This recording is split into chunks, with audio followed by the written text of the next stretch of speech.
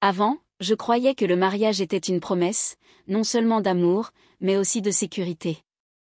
Alors, lorsque je me suis tenue aux côtés de David devant l'autel, les mains tremblantes d'émotion et de nervosité, je pensais sincèrement entrer dans mon « pour toujours ». La façon dont il me regardait, la façon dont tout le monde répétait « vous êtes parfaits ensemble ». Une douce chaleur rassurante m'enveloppait. Même lorsque notre avion a décollé pour notre lune de miel, j'avais encore l'impression de flotter. Nous avons tant ri, nous nous sommes embrassés sous un ciel doré. Je me souviens avoir pensé, c'est ça. C'est la vie dont j'ai toujours rêvé. Puis son téléphone s'est allumé sur la table de chevet. Il était sous la douche, fredonnant un air faux, complètement inconscient. Je ne cherchais rien, vraiment rien. Mais l'aperçu du message était impossible à ignorer. Il ne provenait pas d'un ami ou d'un collègue. C'était un message affectueux, intime, le genre de message qu'une épouse ne devrait jamais avoir à voir. J'ai fixé l'écran, le cœur noué, incapable de démêler cet écheveau de sentiments. Ma respiration s'est bloquée, courte et saccadée. J'ai pris le téléphone. Mes doigts tremblaient, mais j'ai quand même appuyé dessus pour l'ouvrir. Curiosité, instinct, peut-être les deux. J'aimerais pouvoir dire qu'il n'y avait que ce message, mais ce n'était pas le cas. Il y avait des photos, des conversations, la preuve que la liaison n'était pas terminée. Elle nous avait suivis jusque dans notre suite nuptiale. Le temps s'est ralenti. L'air est devenu lourd, comme si les murs eux-mêmes savaient et ne savaient pas comment supporter ce poids. Je suis restée assise là, figée, son téléphone brillant encore dans ma main, tandis que le bruit de l'eau résonnait depuis la salle de bain. Mon visage est resté impassible. Pas de larmes, pas de sanglots, juste le silence. Il y avait quelque chose de surréaliste, comme regarder une vie se déliter au ralenti. Le genre de trahison qui ne crie pas, mais qui s'installe insidieusement au plus profond de vous. Mon esprit s'emballait, mais mon corps restait immobile. J'ai repensé à chaque vœu qu'il avait prononcé, à chaque mot qu'il avait murmuré pendant la cérémonie, et à quel point il sonnait creux maintenant. Ce n'était pas seulement l'infidélité, c'était le moment choisi, la cruauté de me sourire avec des lèvres qui avaient embrassé quelqu'un d'autre quelques heures auparavant. La facilité avec laquelle il vivait ce mensonge, c'est ce qui faisait le plus mal, plus que l'acte lui-même. Je me suis demandé un instant s'il avait jamais pensé un seul mot de ce qu'il avait dit. Et pourtant, je n'ai pas craqué. Je n'ai pas crié.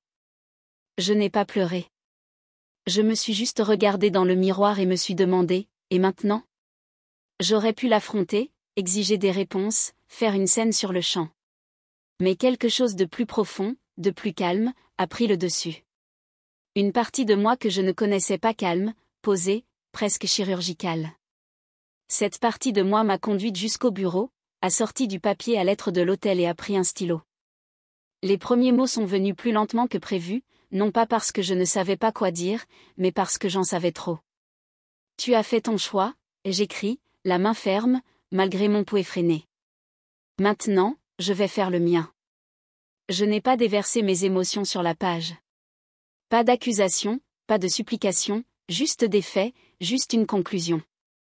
Il ne s'agissait pas de le blesser, mais de me libérer. J'ai reposé la lettre sur le bureau. L'espace d'un instant, j'ai relu chaque ligne, m'assurant qu'elle disait exactement ce qu'il fallait. J'ai retiré mon alliance, celle qui avait signifié tout pour moi quelques jours auparavant, et je l'ai posée sur le papier plié. Je n'avais pas l'impression de renoncer à quelque chose, mais plutôt de reprendre quelque chose. Ma voix, ma paix, mon avenir, un avenir auquel il ne méritait pas de participer. Lorsque l'eau s'est arrêtée et que je l'ai entendu bouger, je n'ai pas paniqué. J'ai remis le téléphone exactement où il était, je me suis assise calmement, faisant comme si de rien n'était. Mais à l'intérieur, quelque chose avait changé, quelque chose s'était aiguisé. Je ne crierai pas. Je ne pleurerai pas. J'avais déjà commencé à écrire, non seulement une lettre, mais le début de ma propre fin. Je me suis réveillée avant le soleil. La chambre était silencieuse, trop silencieuse pour ce qu'elle contenait. David dormait encore, emmêlé dans les draps, le visage paisible d'une manière presque cruelle. Je me suis levée lentement, en prenant soin de ne pas faire de bruit. Chaque mouvement était délibéré. J'avais déjà décidé qu'il n'y aurait pas de confrontation, pas de scène dramatique, juste une rupture nette, une fuite silencieuse. J'ai glissé la lettre dans le coffre-fort de l'hôtel, juste sous son nom, et j'ai placé la bague dessus comme un point final à une phrase. C'était presque poétique, la façon dont je suis partie sans claquer la porte, sans dire un mot.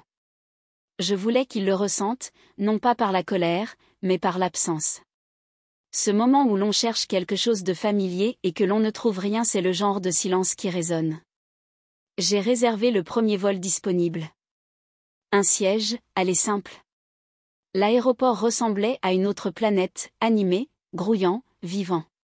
C'était étrange d'être entouré de tant de gens tout en effaçant silencieusement une personne de ma vie. J'attendais que le poids de la situation me tombe dessus, que la tristesse ou la panique me submerge, mais ce n'est pas arrivé, pas encore. Il n'y avait que ce calme, froid, lucide et certain. En attendant à la porte d'embarquement, j'ai regardé autour de moi les couples se tenant la main, partageant un café, parlant de leurs projets. Et pendant un instant, je me suis demandé si certains d'entre eux faisaient aussi semblant. Si quelqu'un d'autre avait souri malgré la trahison juste pour survivre au petit déjeuner. Je n'étais pas en colère, pas comme on pourrait s'y attendre. Ce que je ressentais était plutôt un vide, comme si on m'avait arraché quelque chose et qu'on l'avait emporté discrètement. Pas brisé, juste disparu. L'embarquement a commencé et j'ai trouvé ma place près du hublot. J'ai regardé le monde rétrécir sous moi pendant que l'avion montait, et je l'ai laissé faire. Je n'ai pas consulté mon téléphone, je n'ai rien actualisé. Je ne voulais pas voir son nom s'afficher à l'écran, car rien de ce qu'il pourrait dire n'aurait plus d'importance. Les mots l'avaient trahi, la vérité nous avait trahis, et je n'avais plus rien à lui offrir, pas même un au revoir. Au moment où l'avion s'est stabilisé, j'ai réalisé que je n'avais pas pleuré, pas une seule larme. J'ai regardé les nuages et me suis murmuré, continue. Ce n'était pas une grande déclaration, c'était la survie. Je laissais derrière moi plus qu'un homme, je laissais derrière moi la version de moi qui acceptait moins, qui se faisait plus petite juste pour que quelqu'un d'autre soit à l'aise. Cette femme était restée dans cette chambre d'hôtel. J'ai atterri des heures plus tard dans une ville qui ne connaissait pas mon nom, et j'ai apprécié cela. Pas de rue familière, pas de souvenirs partagés cachés à chaque coin de rue. Juste de l'espace, de la place pour respirer. J'ai pris un taxi jusqu'à un hôtel modeste, je me suis enregistrée sous mon nom de jeune fille et j'ai dormi pendant 12 heures d'affilée.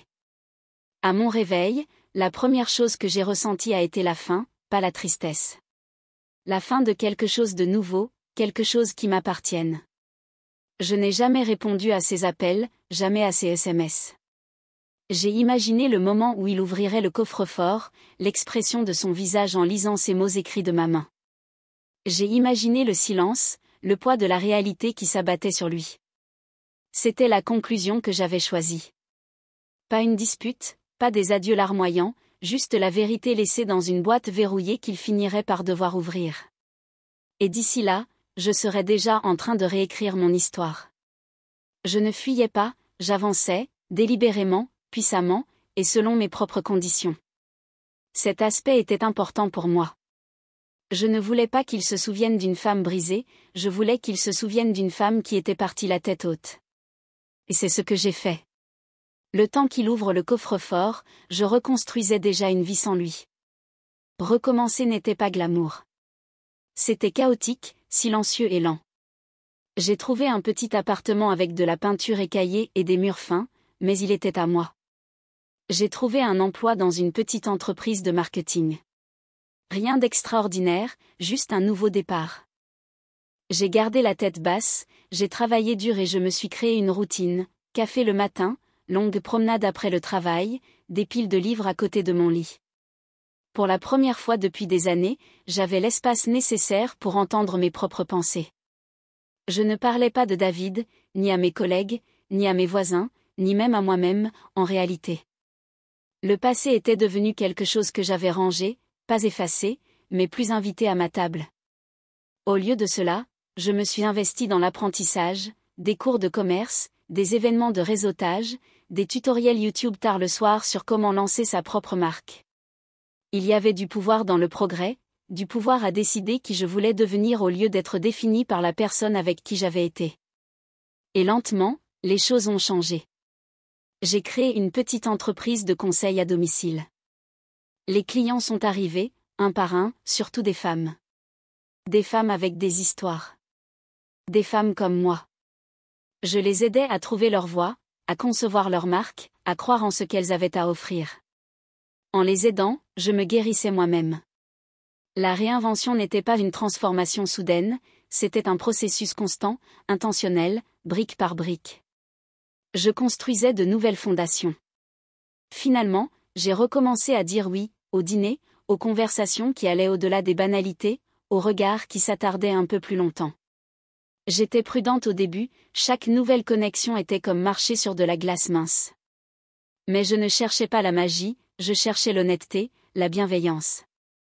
Et puis, un après-midi, lors d'une conférence professionnelle, j'ai rencontré Liam. Il n'en faisait pas trop. Il n'a pas joué la carte du charme. Il a écouté. Nous avons parlé pendant des heures de travail, bien sûr, mais aussi de la vie, des livres, de la musique, des regrets, de l'espoir. Il dégageait une énergie apaisante, comme s'il avait suffisamment vécu pour savoir ce qui comptait et ce qui ne comptait pas. Je ne lui ai pas demandé son nom de famille.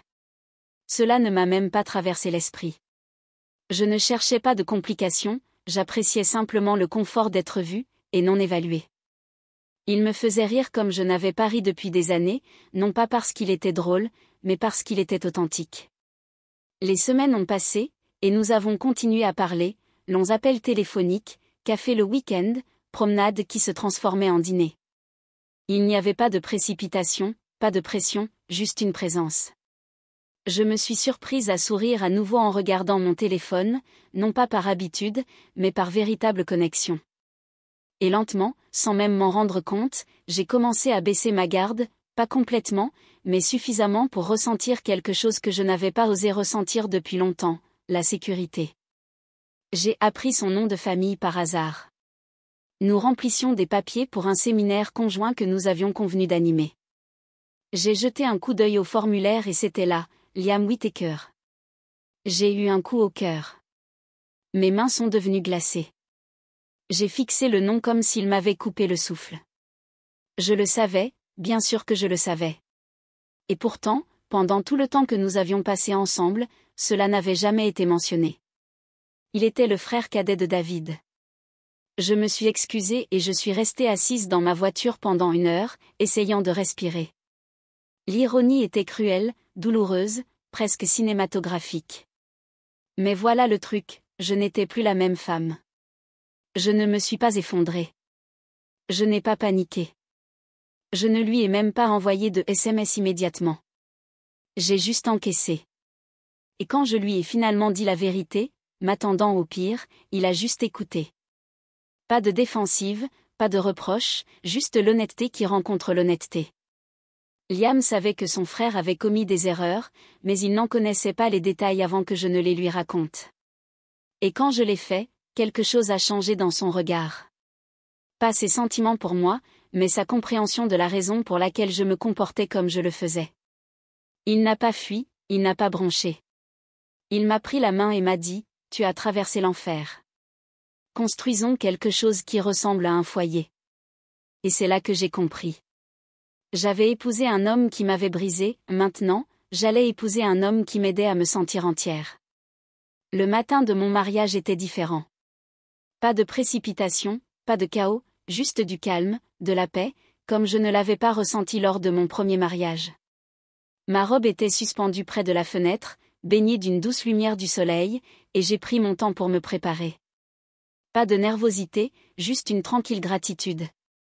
Liam ne me complétait pas, j'étais déjà entière, mais il me voyait, il était à mes côtés, et cela comptait plus que je ne pouvais l'expliquer. Ce n'était pas une seconde chance en amour, c'était ma première chance de vivre quelque chose de réel. Les invités ont commencé à arriver, sourires, accolades, les bavardages habituels.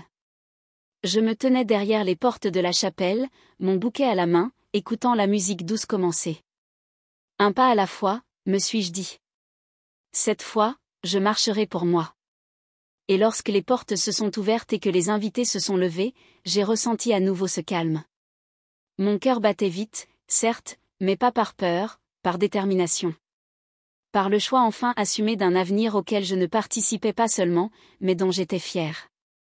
Et puis, à mi-chemin dans l'allée, je l'ai vu. David. Assis au premier rang comme un fantôme qui s'était frayé un chemin jusqu'à ma paix intérieure. Ses yeux se sont écarquillés, sa mâchoire s'est crispée, et la couleur a quitté son visage alors que la réalité le frappait. Il ne me voyait pas seulement vivante, il me voyait épanouie, rayonnante, amoureuse de son frère. Pendant une seconde, j'ai cru que mes genoux allaient céder. Mais au lieu de cela, j'ai relevé le menton. J'ai continué à marcher. La cérémonie s'est poursuivie, mais je pouvais sentir son regard comme une décharge électrique sur ma peau. Il n'a pas parlé, il n'a pas bougé, il est resté assis là à me regarder pendant que je prononçais les vœux qu'il avait autrefois déformés, maintenant prononcés avec sincérité. Les mains de Liam tenaient les miennes, fermes, chaudes, inébranlables. Dans ses yeux, il n'y avait ni confusion, ni hésitation, juste de l'amour. Et à ce moment-là, j'ai su que ce n'était pas juste un mariage, c'était une reconquête, de ma dignité, de ma voix, de ma paix. Nous avons dit, oui.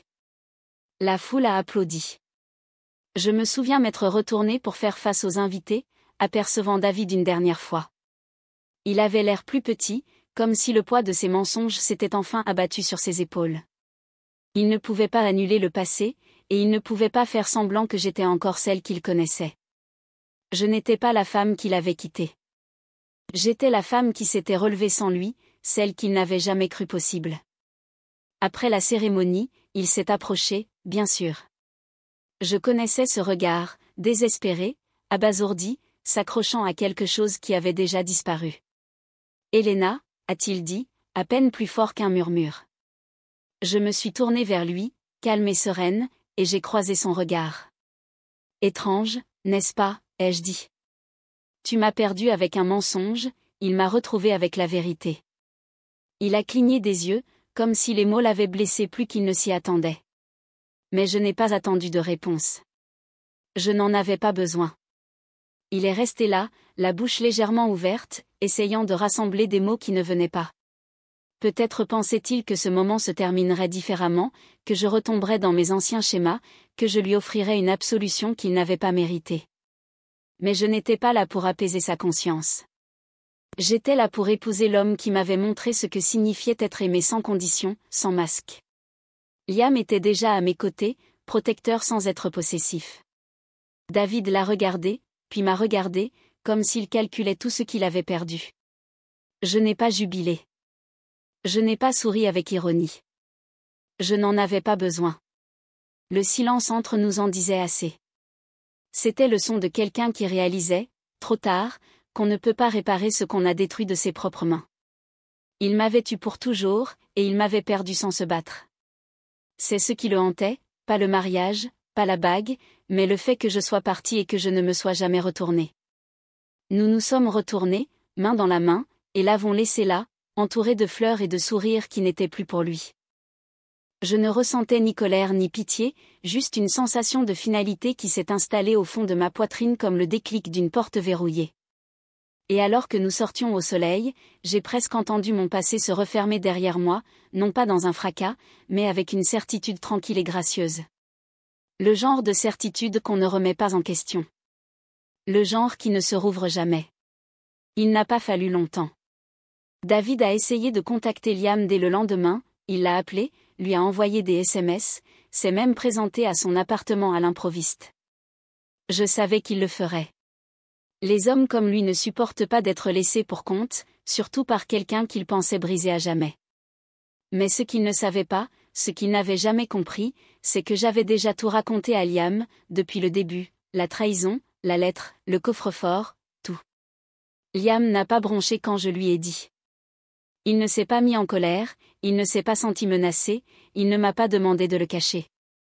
Il a juste dit, merci de me faire confiance. C'est ce qu'il est, ancré, honnête, protecteur. Alors, quand David a essayé de déformer l'histoire, quand il s'est présenté avec tout son charme transformé en désespoir, Liam a coupé court avant même qu'il ne commence. Tu l'as brisé, lui a-t-il dit d'une voix calme mais ferme. Je ne te laisserai pas approcher de ce qui est entier maintenant. Il n'y a pas eu de cris, pas de scène dramatique, juste une limite, claire et définitive. David ne comprenait pas comment nous en étions arrivés là, comment la femme qu'il avait autrefois rejetée était maintenant plus forte, plus stable, aimée par le frère qui avait reconnu sa valeur. Mais il ne s'agissait pas de rivalité. Il ne s'agissait pas de vengeance. C'était la réalité. Et dans cette réalité, je n'étais plus son écho.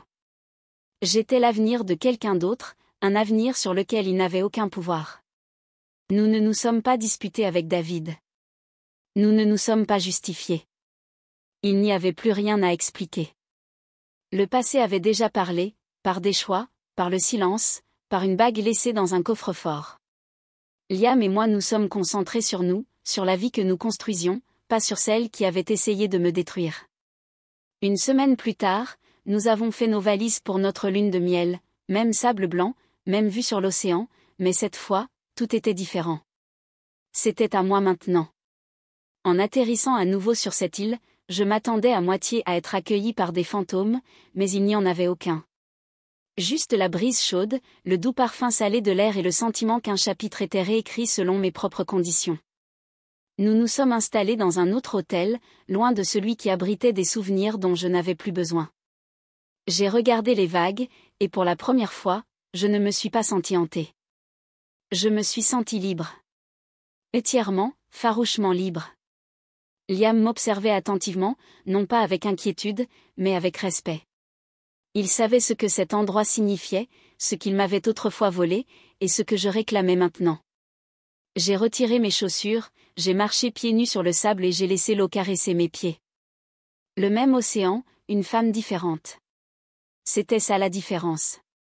J'étais revenue, non pas comme celle qui avait été abandonnée, mais comme l'auteur de sa propre fin. Lors de notre dernière soirée, nous avons dîné au bord de l'eau. La lumière des bougies vacillait dans la brise, les vagues clapotaient doucement en arrière-plan. Je portais une robe simple, pas besoin de quoi que ce soit d'extravagant, juste de l'honnêteté et du confort, la façon dont l'amour devrait être ressenti. Liam a tendu la main par-dessus la table, a touché la mienne et a souri comme si j'étais le commencement de toutes les bonnes choses. Et j'ai réalisé à ce moment-là que la paix ne vient pas de la vengeance, mais du fait de se choisir soi-même, pleinement et sans remords. J'ai repensé à tout ce qu'il avait fallu pour en arriver là, le silence, la reconstruction, la solitude qui se blottissait autrefois à mes côtés la nuit. J'avais porté tant de choses, et pendant si longtemps, que je n'avais même pas remarqué quand le fardeau s'était allégé. Mais assise en face de lui, avec une nouvelle bague au doigt et le rire qui montait facilement dans ma poitrine, j'ai compris. Ce n'était pas de la vengeance. C'était la rédemption. Pas bruyante, juste réelle. Je n'avais pas besoin de faire regretter à David de m'avoir perdu, la vie s'en chargeait pour moi. Tout ce dont j'avais besoin, c'était d'une seconde chance, pas en amour, mais pour trouver la paix, la vérité, pour enfin faire partie d'une histoire qui ne me demandait pas de me rétrécir. Et alors que nous portions un toast à notre avenir, j'ai regardé l'océan une dernière fois et j'ai souri, car cette fois, l'île ne portait pas la douleur, elle portait la promesse. Je n'avais pas besoin de vengeance, juste d'une seconde chance avec le bon homme, dans la bonne histoire.